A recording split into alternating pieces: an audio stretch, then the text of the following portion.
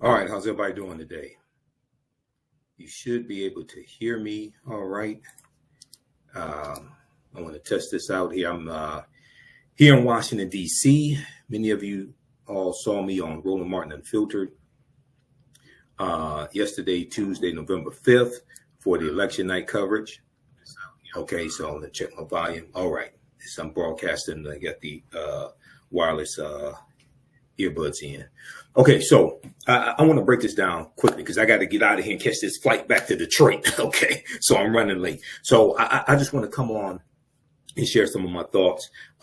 We were on last night from about 7. We started late, so it was about 7:30 p.m. We did up to 3 a.m. This morning on Roland Martin Unfiltered. So go check that out. Let me share some of my thoughts of what went wrong with election 2024. And we know Donald Trump unfortunately won. And I'm going to show you the exit polling. Okay, we're going to look at the exit polling, and let's look at this here from.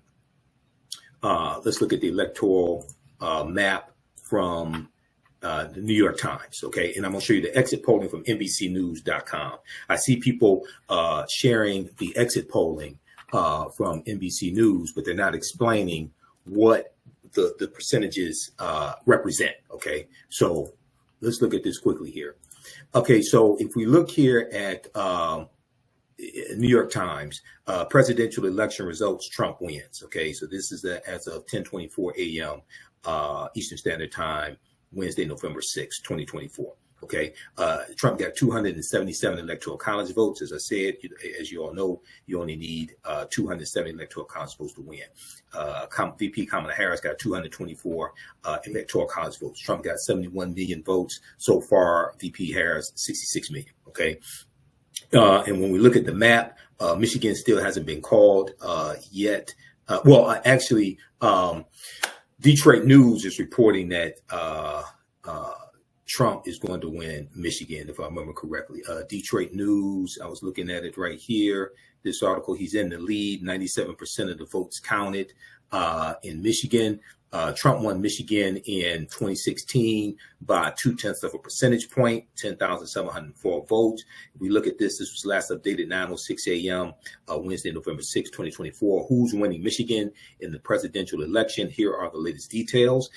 This is from Detroit News, and we see a Republican former President Donald Trump held a lead over Democratic Vice President Kamala Harris early Wednesday morning with nearly 97% of Michigan's votes counted.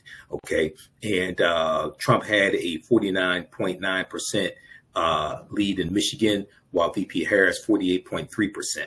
Okay, with 97% of the estimated vote in. Okay, so they're still finishing up the votes here in, they're in Michigan because I'm here in Washington, D.C. right now, but I live in Detroit. Everybody knows that.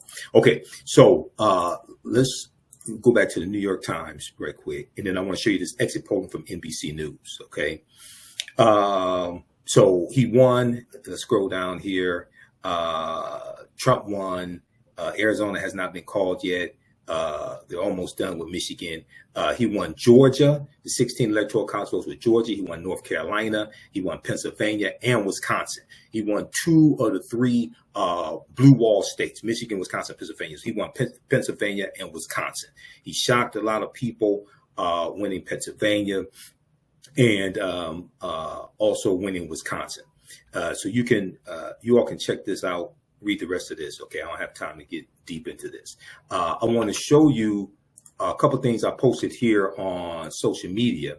Okay, I want to show you a couple things I posted here on social media. Then I'm going to show you the exit polling.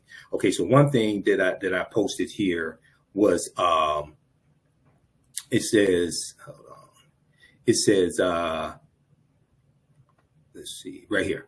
Even though I 100% supported VP Kamala Harris, I said many times it was a mistake. Okay, I said many times it was a mistake for Democrats, for Democratic donors to force out Joe Biden. Okay, I said it was a mistake for Democratic donors to force out Joe Biden.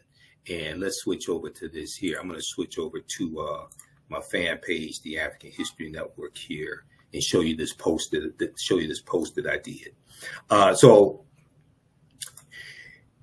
this came from the debate between Joe Biden and Donald Trump.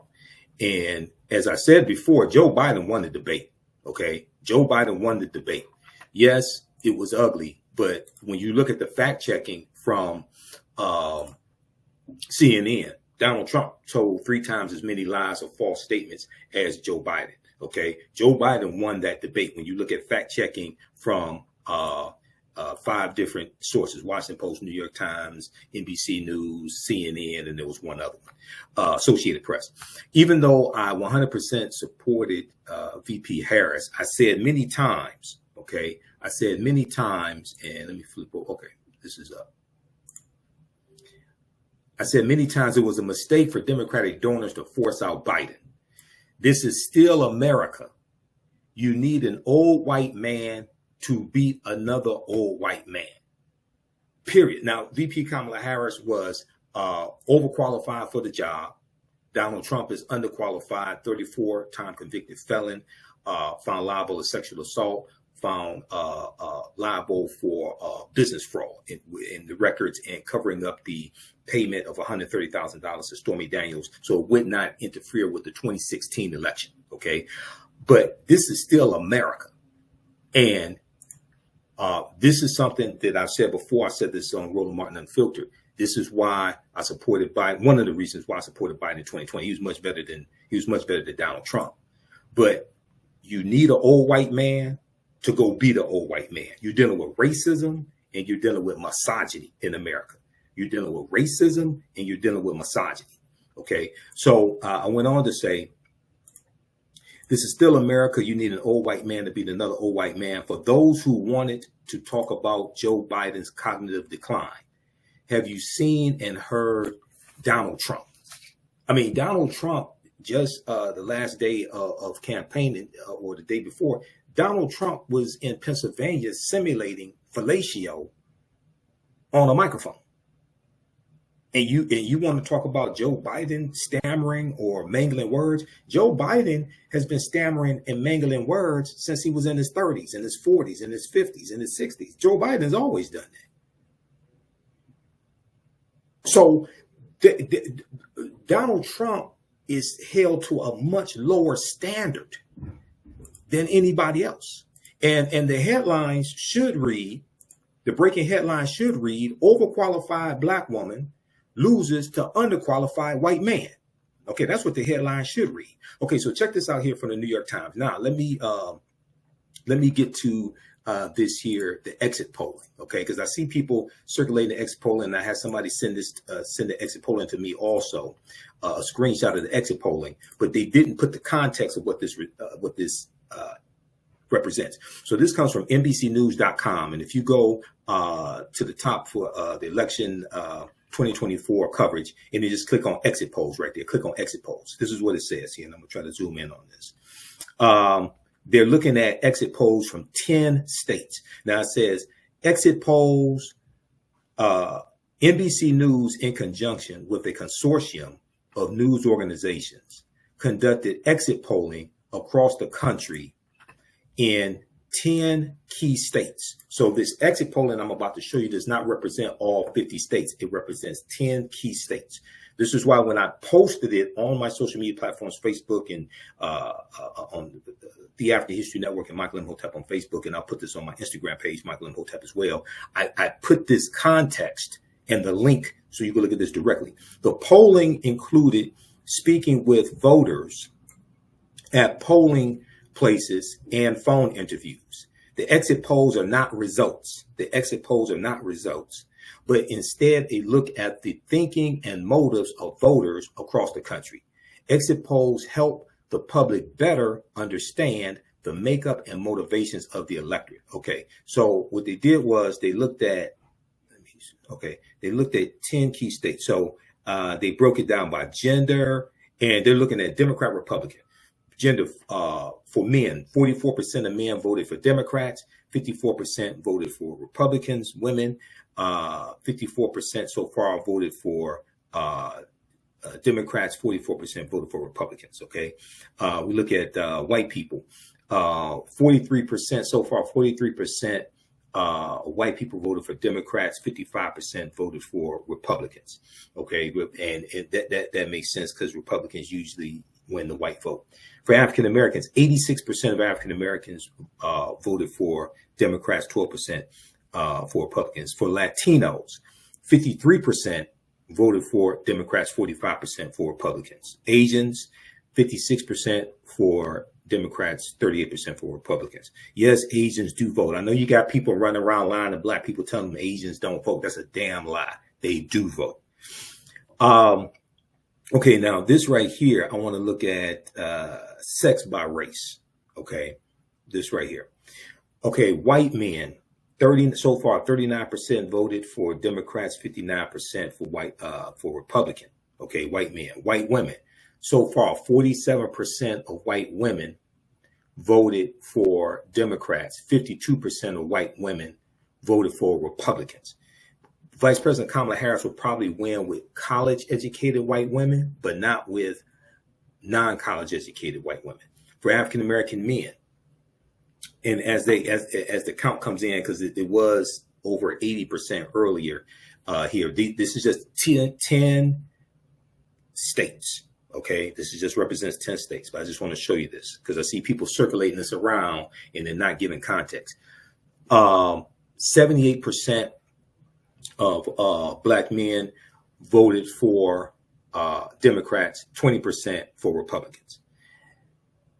Black women, 92% of black women voted for Democrats, 7% for Republicans. Latino men, 44% voted for Democrats, 54% for Republicans. Okay. So with Latinos, the Latino men, there was talk about misogyny. There was talk about them. And see, the other thing is you got to understand. I talked about this last night on Roland Martin Unfiltered, and I'm going to upload clips of that when I get back to Detroit. This is what people have to understand. Latinos are not one group of people. Okay, Latinos, Hispanics, they come from many different countries. They come from Cuba and Venezuela and Honduras and Panama. They come from, you have them coming from different countries. They come from Mexico. Okay, they're not all the same. People will group them together because their first language is Spanish. Okay.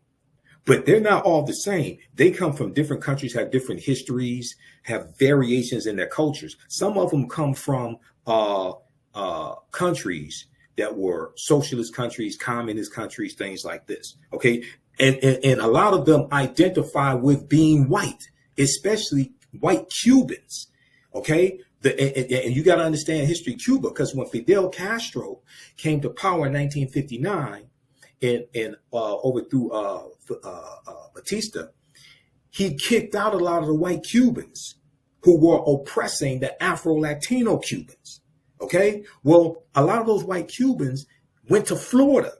They retreated to Florida and lived in Florida. So you have their future generations living in Florida. A lot of them identify with being white. The other thing is when you have Donald Trump talking about deporting undocumented immigrants, right?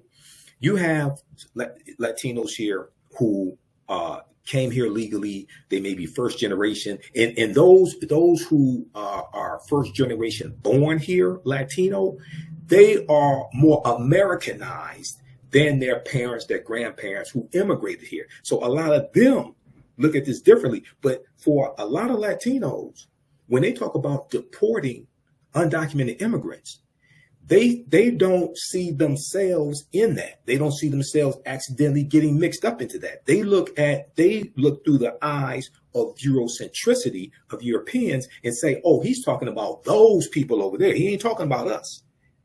Okay. So, and Republicans have been better at micro targeting Latinos than Democrats have. Now, I'm neither Democrat nor Republican. Y'all notice, I've said this many times. I'm neither Democrat nor Republican, but I sure as hell ain't stupid.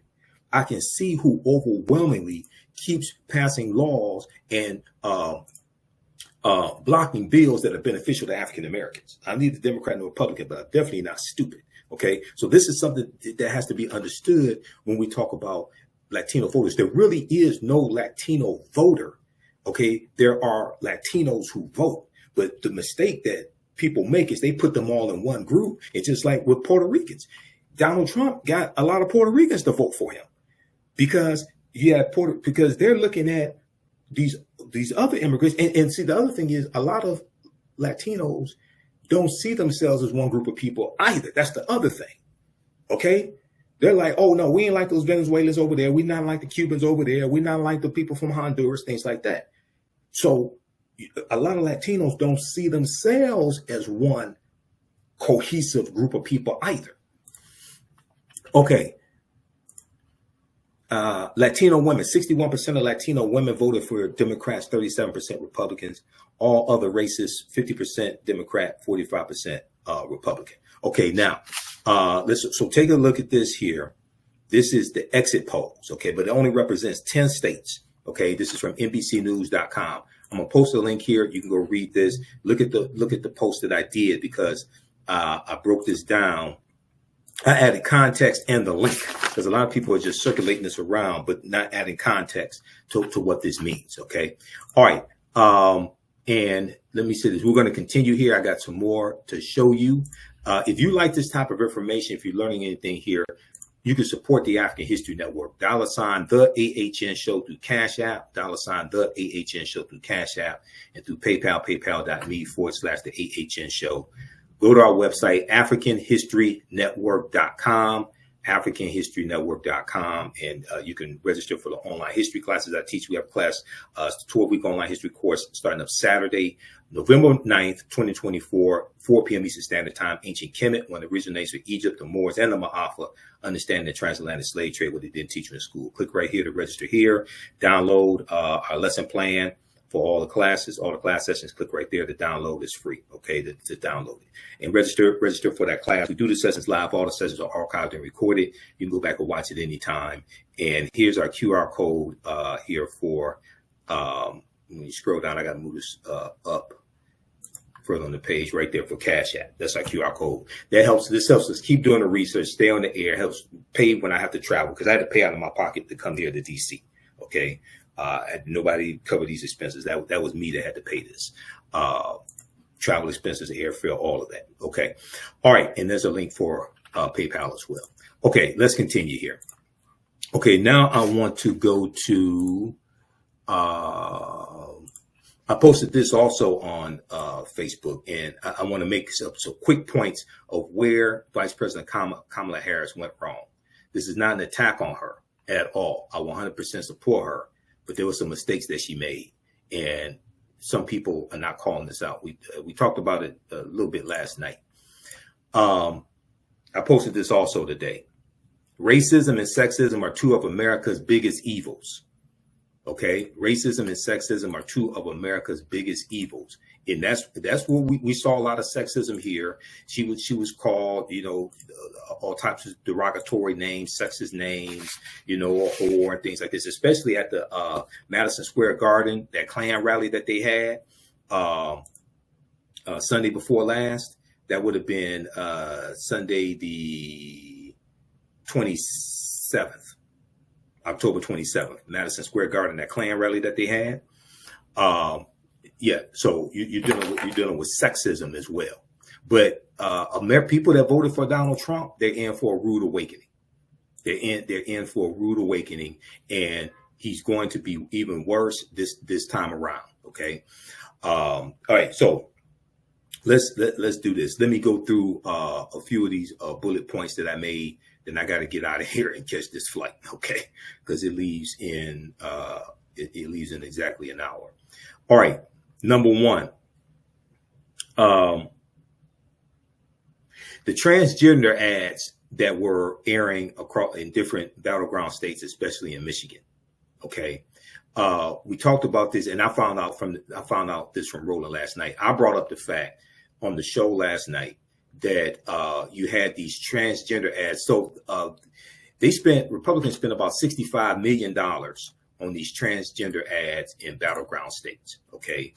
And what happened was they were airing clips from Vice President Kamala Harris from like 2019, 2020. And she was talking about for transgender community, if they're in prison, she was talking about them being able to get gender reassignment training, operations. Okay, get all that. And one of the commercials actually had an excerpt from the Breakfast Club from probably a few years ago from the Breakfast Club. And it was Charlemagne the God. Now, we know Charlemagne the God has thrown his full support behind Vice President Kamala Harris after buying into a lot of misinformation about her. But we know he has thrown his support behind her. She went on the Breakfast Club a few days ago, and he asked about this, and he said, hey, they use myself and DJ Envy in the ads, anything we can do about it, what have you. What she explained, and I researched this as well, and she's correct. What she explained is that that law that she was citing was the law under the Trump administration. Okay, that was the law under the Trump administration, and this did not come out in any of the ads. Okay, that was the law in the Trump administration. So what Roland shared, and one of the things that I said was she did not have any ads because they were airing all over the TV here, all over the TV and on the radio. And they were these ads were targeting African-American radio. And Elon Musk was paying millions of dollars to pay for these ads. Okay. What Roland explained to me last night was that the Lincoln Project was going to produce an ad that explained the truth and refuted that nonsense that was being spread about the transgender operations for people in prison. And the ad got delayed. I don't think it ever came out because I never saw it. I'm not sure if it came out or not. And her campaign let the Lincoln Project do it as opposed to her campaign handling it themselves. You cannot allow misinformation like that to grow roots and to grow into a tree and just spread. You've got to come out with ads directly attacking that, exposing that as a lie, providing the sources so people can go research this, number one. So that was one mistake. Okay. Number two, I already said it was a mistake for Democrats and Democratic donors, these white Democratic donors. It was a mistake for them to force Joe Biden out. Now, was there cognitive decline?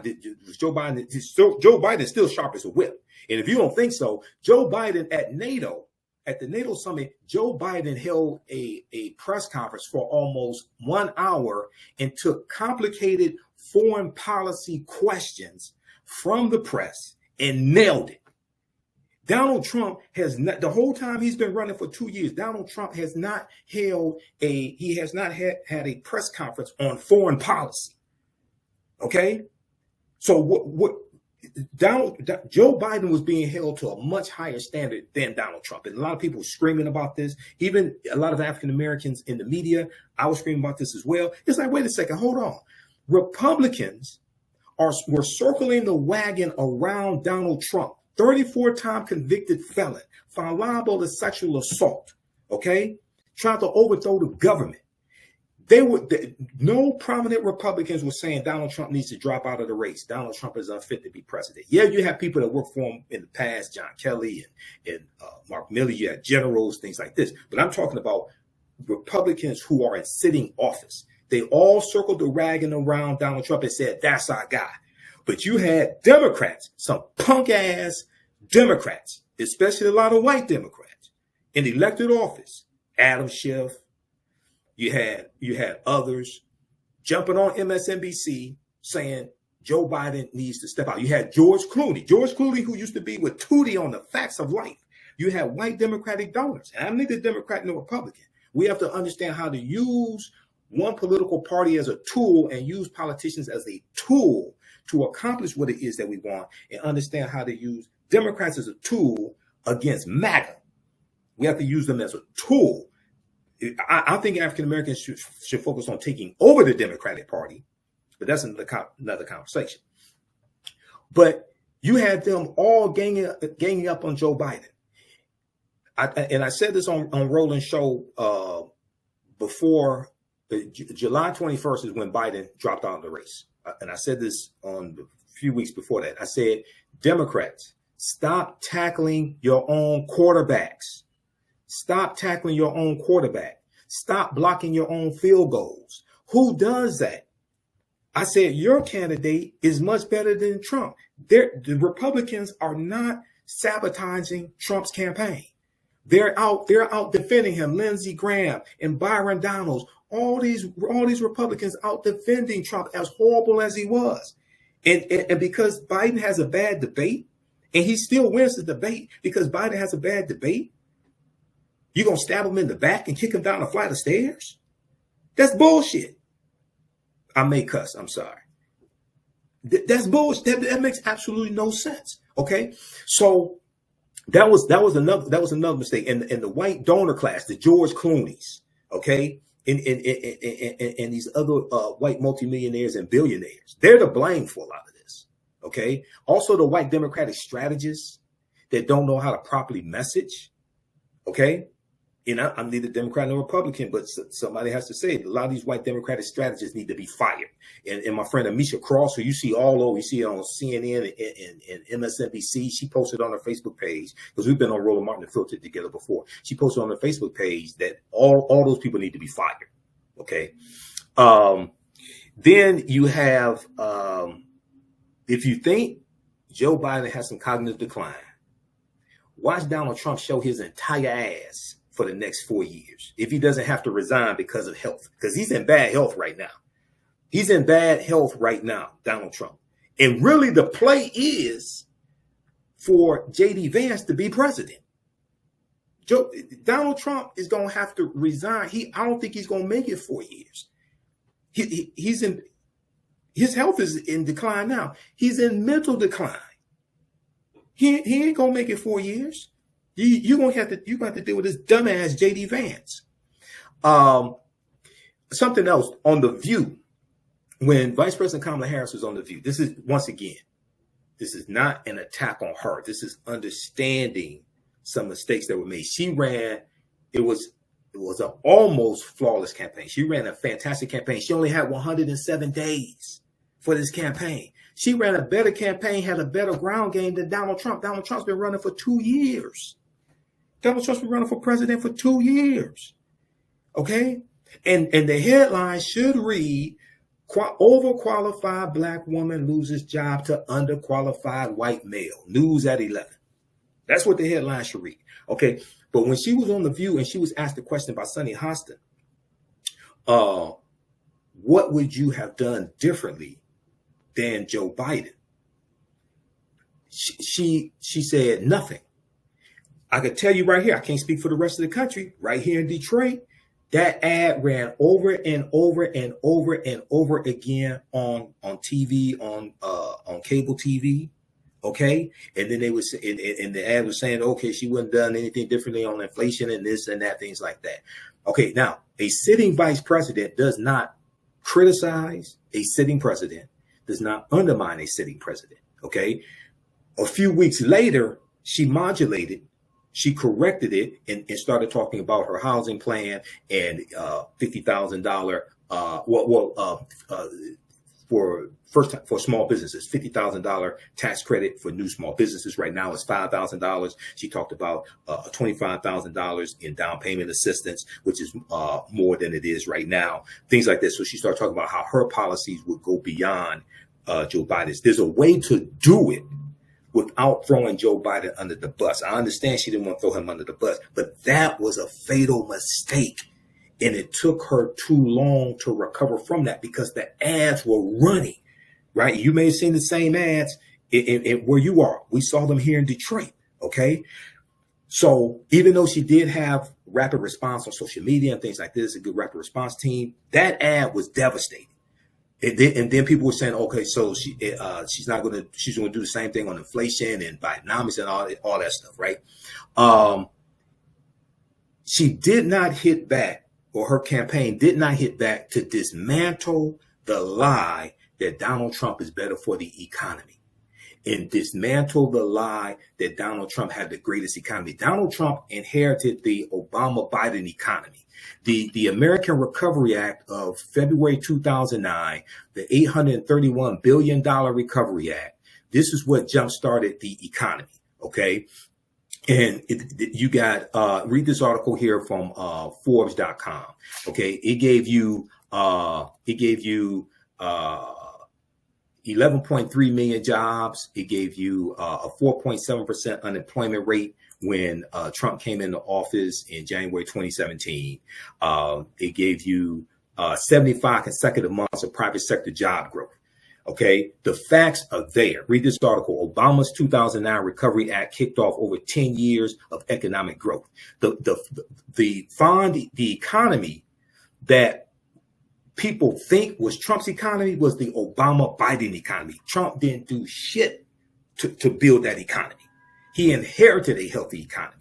Exactly 11 years ago today, February 17, 2009, President Obama signed the American Recovery and Reinvestment Act of 2009, or the Recovery Act, into law. The $831 billion in spending kicked off the longest economic growth of and job creation in American history. Okay, read this article here. That's what did that. It wasn't Donald Trump.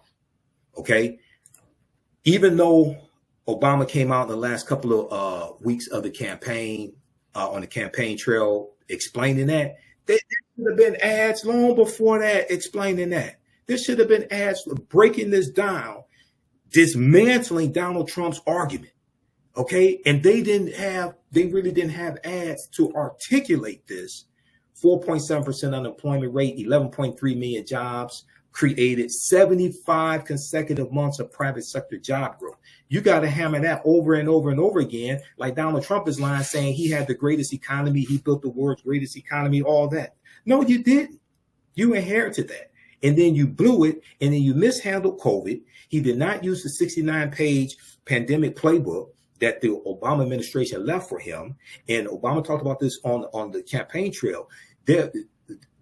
COVID was much worse. There were tens of thousands of people, if not hundreds of thousands of people, who did not have to die if, according to President Obama, and I remember when they talked about this playbook back when Trump came into office, okay, because I talked about it on the African History Network show. There were tens of thousands of people who did not have to die if Trump used that playbook, because it told exactly what to do, because they during the Obama administration, they went through Ebola, okay, and they put together this playbook to be prepared for the next, whenever the next pandemic comes. Trump did not use that, okay. The other thing is, in their campaign ads, they didn't explain, in the Harris campaign, Kamala Harris campaign, didn't adequately explain why inflation existed. First of all, inflation is global. It's not just in the U.S. Inflation is global. You had the Ukraine war. Ukraine is one of the largest world exporters of barley, wheat, and sunflower seeds. Okay, you had COVID as well, and you had the COVID, the shutdowns. It caused supply chain issues. You have corporate greed. Now, she did talk about corporate greed and cracking down on corporate greed, things like this. But you have to explain what caused the inflation, because Donald Trump has not said what his plan is to actually deal with inflation. He said he's going to get prices down. He hasn't said really how. His tariffs are going to increase prices. Okay, if you actually understand how tariffs work. Okay, so he hasn't talked about how he's going to bring down the cost of groceries. She's going after price gouging. Okay, so you really have to talk about greedflation and shrinkflation. Greedflation and shrinkflation. And greedflation is dealing with corporate America just jacking up the prices above inflation just to make profits. Shrinkflation is when you charge the same amount for less ounces or less amount of product. So the 12-ounce can is $2. The 10-ounce can or 10-ounce bag or whatever it is $2. Okay, that's shrinkflation. All right. So look, that's just some. I got through all my notes. I think I only cursed twice, so my mom would be happy. Hope maybe not. I don't know. But hey, I think she'll give me a pass. Look, we have to get out of here. So support the African History Network. Visit our website, AfricanHistoryNetwork.com. $ the AHN show through Cash App. When you scroll down the page, you can support us. This helps us keep doing the research, pay the bills, pay when I have to travel, because I'm in Washington, D.C. right now. I was on Roland Martin's live election night coverage last night. And we were on for 7:30 a.m., 7:30 p.m. to about 3 a.m. Wednesday morning.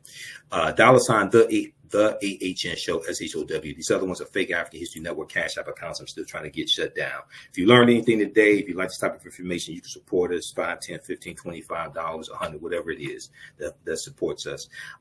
Here's the QR code here. Here's the link for PayPal, and register for my new 12-week online history class. Starts up Saturday, November 9th, 2024, 4 p.m. Eastern Standard Time. Ancient Kemet, one of the original names for Egypt, the Moors, and the Ma'afa, understanding the transatlantic slave trade. We deal with thousands of years of history and what leads up to the transatlantic slave trade taking place. And you can download the lesson plan right here. I do a PowerPoint presentation. We have book references, articles, video clips, over 200 slides, 800 to 100 articles we reference. I show you everything on the screen, even the excerpts of books. So you don't have to buy any of these books to follow along in class, but you can if you want to.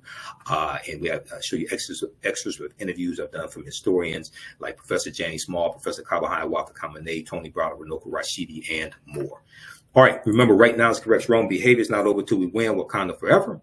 And we'll talk to you next time. Peace. Thanks for tuning in. We're going to get through this. These next 4 years are going to be hard. The House of Representatives, Democrats may take the House if we'll see they're still tabulating. If they take the House, Hakeem Jeffries is going to be the Speaker of the House of Representatives, first African-American Speaker of the House of Representatives.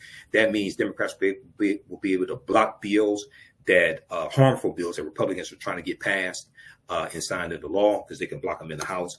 But this is a devastating result. And a lot of these people that think Trump is going to be good for the economy, he's going to tank the economy. He's going to tank the economy because he didn't build a good economy the last time. Right now, it's correct. Wrong behavior is not over till we win. Wakanda forever. We'll talk to you next.